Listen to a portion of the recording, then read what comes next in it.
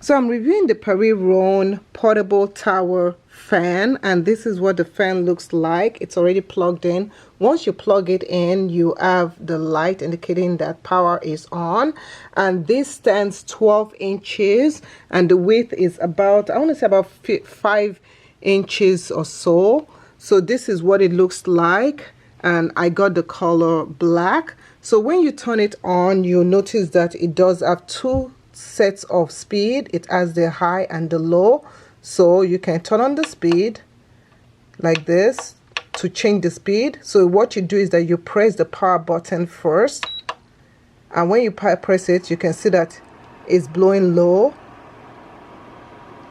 Once I change the speed to high, you can hear this change of the fan,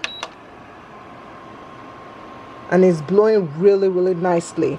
Now it does rotate 75 degrees, so once I click on the swing button, you can see how it's rotating 75 degrees. It feels really cool against my body, and this is just the best tabletop portable fan, especially since we're going into the summer season now. This is what you need for your table or even for your bedside.